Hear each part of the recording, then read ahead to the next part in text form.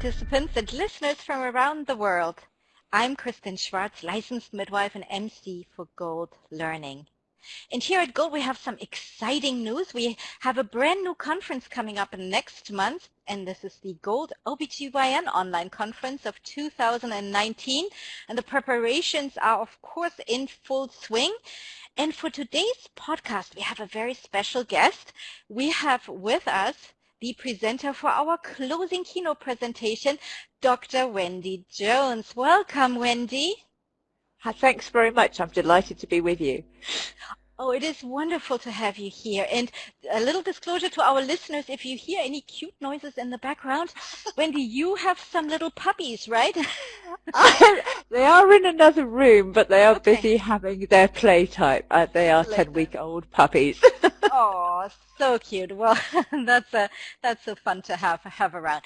So, Wendy, it is exciting. We have our new conference coming up here, the OBGYN conference, and we're excited to have you as our closing keynote presenter. And you will be presenting on breastfeeding and medication. Are they compatible? Such an important topic. And I want to talk about that in just a little bit.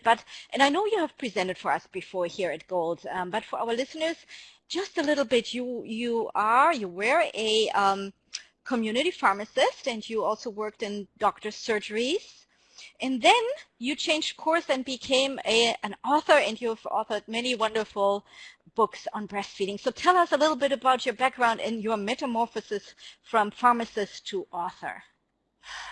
Yeah, I was born over a pharmacy more years ago than I'm going to admit, so I guess I was never going to be anything other than a pharmacist.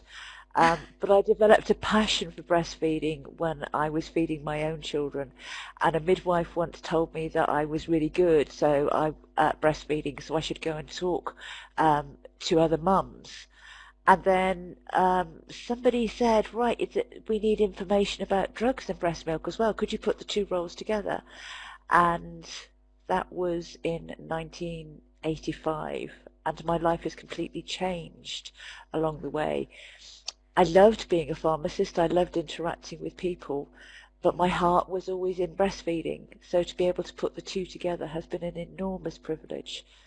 And I guess when I started writing my books, I thought everybody would buy them and I wouldn't have to talk to people anymore, although I love talking to people, that life would be easy because the answers would be there in print.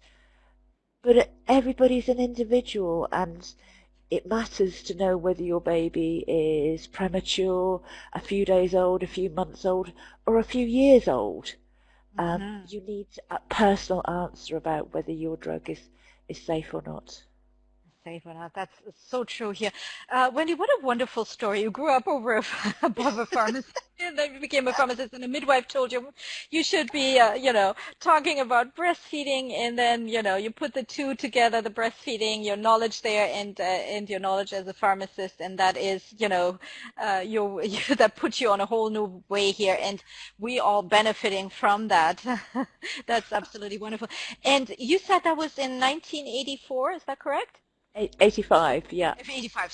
So by then, drugs, if you're looking at this now, I mean, it has become more complicated since then, right? Absolutely. I mean, there's more and more drugs, more and more women have pre-existing condition when they enter pregnancy, right? And yeah. I can imagine it's gotten, how has that changed over the years? Tell us a little bit about this. There are so many women now who have chronic conditions who, when I had my children, probably would have been told never to get pregnant and certainly never to have thought about breastfeeding. But now they're having lovely, healthy babies and they're going on to breastfeed. And so many of the conditions we're actually discovering that breastfeeding helps to prevent them passing on their condition in turn. So it's really important that we do support these mums in what they want to do. And I'm passionate that mums should be involved in the decision making. We shouldn't be in this situation where we tell women what to do. They should be part of the discussion. That's absolutely lovely that you make them part of the team, Yes, right? absolutely. Because it is so often that that women, they know they're taking medication, they have all these questions, and they're looking for the healthcare provider for answers, but and often the healthcare providers forget that these mothers really are part of the team and a part of the decision-making process, right? And often they know more about their condition than the professionals do because That's they've lived with it day by day. right, So often mums will say, I know when something's going wrong because I feel different and it right. hasn't shown up on my bloods yet, but I know something's happening. Absolutely, absolutely. You are the author of several fantastic books here. You have your first one, I believe, or, actually, hold on, you have several. Tell us a little bit about your books. I have here Breastfeeding and Medication is one of them, and you also wrote a book for dads and grandmas. I want to hear more about that one too, because I don't think there is a lot of material out there for dads and grandmas, right? No, I didn't think so. It started when my own eldest daughter gave birth, and she gave birth in America as well. Okay. She lived just outside of Washington, D.C. So it was fascinating for me to be actually watching the American Mm. handling of birth and breastfeeding and comparing it with England. So I started out writing what it was like as a grandma to be Mm. watching her own daughter breastfeed, and then the impact for my son-in-law of what that meant. Um, Sadly, he died when his baby was 3.5 months old. So the book then became a tribute to him because he Oh. would have made a wonderful dad and he knew all the answers.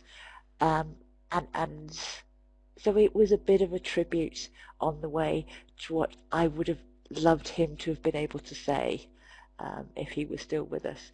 But we've passed it on in turn to our other son-in-laws. Mhm. So, What um, a yeah, what a lovely tribute. That's yeah. beautiful.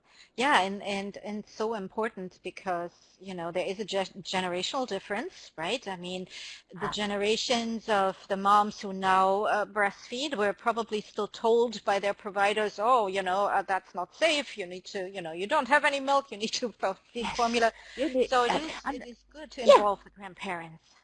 and especially for IBCLCs, I think Yes. it's very, very difficult to be supporting your own children in breastfeeding because everybody thinks that you have the answers. Mm. Any professional, we don't. We still become just a grandma who's just a little bit Right. in awe of the whole process of watching her daughter go Right. growing into a mother. Right. Absolutely. You're right. We are still then a grandma, right? We still are. And you mentioned, so your daughter gave birth in the United States. You are in England, and you saw differences there in the process of giving birth and breastfeeding. Yes, very much so. It was very interesting to watch, particularly the role of the obstetricians and gynecologists and how different it is in the two countries. Hmm. Um, Interesting. and, and the role of the midwives. Midwives in England and the US seem to be completely different as well. Um, Yeah. How does that influence your writing now? Has that changed how you approached your books or your writings when you yeah, research? it very much did because all of the research is always universal but it has an impact in different countries. But actually knowing that something might be handled in a different way, it's not just about the names being slightly different. It's about Right. what support is available, about understanding different influences they have. Something simple as the time to work. Knowing Right. that in the States you have to go back to work 3 months maximum, whereas we have a year's maternity leave, and yet you have better Mm-hmm. breastfeeding rates at 12 months than we do in the UK. It's Oh, fascinating the interesting. differences. Yeah. Yeah, Sadly, the that is UK has the fascinating. worst breastfeeding rate at 12 months of anywhere in the world. That is interesting. I was not aware of that. That is the new statistics for me. I know my colleague here, I have a lovely colleague, she's also an MC and IBCLC Fiona. She is from the UK. She probably knows all about it, but you taught me something new here today. Thank you for sharing that as well. And you have some great online resources as well for breastfeeding and medication. Isn't that right? Yes, over the years I've tried to answer the most frequently asked questions so that if it's the middle of the night and your mum is worried about something, she can go and find an online resource. And the same with professionals. All of us feel very vulnerable when we've got just the standard reference books that all say manufacturer says don't do this.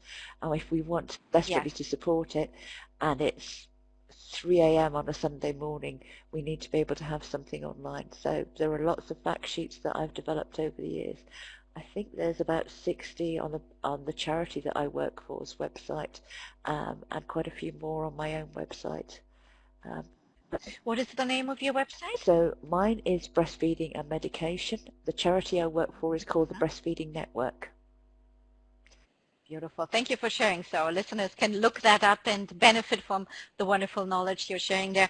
And you also have a new book coming up, brand new. And you just told us here in a little chat we had prior that the deadline was pushed forward. So now this book is coming out at the end of the year. Tell us a little bit about it. So this was a book that I've co-edited with Professor Amy Brown from Swansea University. We realized when we were evaluating the work that I did that actually there wasn't a single book that covered everything about breastfeeding and medication. Mine had only been written by me. So what we did was we called in the experts on sleep, on tongue tie, on what is special about breast milk, what is special about donor milk, so that each of them write their own chapters. And it was to my great joy that actually my daughter has written the chapter on mental health because she is a CBT therapist. So we're hoping that this is going to be the final stop for any question you have about breastfeeding as a professional, and we'll give you all the information that we don't currently get at undergraduate level. And we worked very hard with the print editors, and they were able to bring the date back so that it's going to be an early Christmas present for us on the 20th of December. Oh, wonderful. Wonderful. That is wonderful news. Great news there. I can't wait for that. I think that's a great resource for everyone. Now let's talk about the presentation here for us for the brand new OBGYN conference here at Gold, the closing keynote, and that is of course open access. That's available for everyone, free of charge, and we're so glad that you are holding this keynote because you have this fantastic knowledge that needs to be shared with the world. We have an international audience, and in a little bit I will share the website where our listeners can sign up for the free keynote. But so your presentation is titled Breastfeeding and Medication, Are They Compatible? Tell us a little bit what you will be covering. I mean, the title says some, but just give us a little nugget there of what we can expect.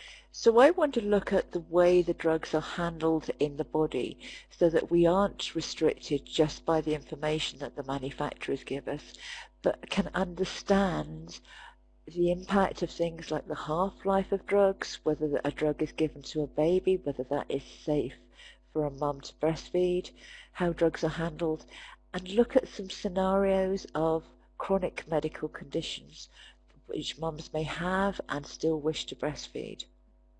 So everything from rheumatoid arthritis to depression, some scenarios in there. I was thinking in the middle of last night, as you do, that this was kind of a bit of the installation of all of the knowledge that I've gathered over the last 30 years. And hopefully 75 minutes will enable you to have a piece of my brain, and I won't have to be buried with an internet cable coming out of my grave. That is funny. Oh, we can't wait for this. It sounds like such a great presentation, and you will cover a lot in this, and that's going to be just wonderful, and we're so glad we can share that open access here with the world. Now, before I let you go, and I'm going to put you on the spot here, so don't be mad at me for that.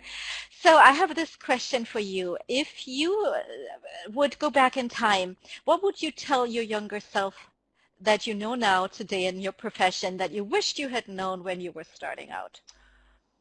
I think I wish that I could go back and say, the world is your oyster.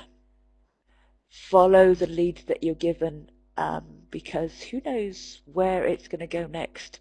I never ever thought I would end up be where I am now, let alone that I would have been presented with an award by the Queen.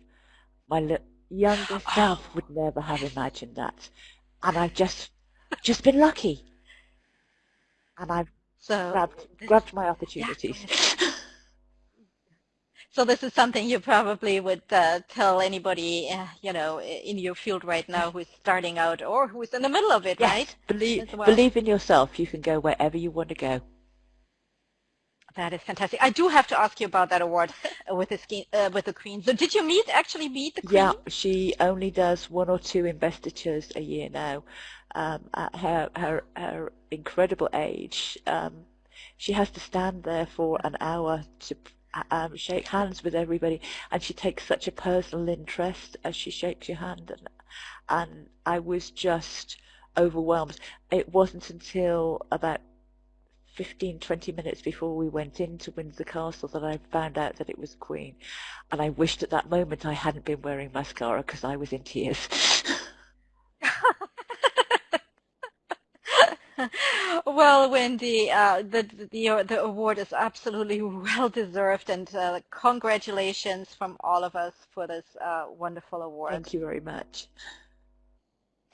And thank you, Wendy, again for spending time here with me and chatting with me about life, about your background, about the upcoming presentation, your new book, and your advice for everyone in the field or everyone just starting out. It was a pleasure talking with you today. Thank you, Kristen. Thank you very much.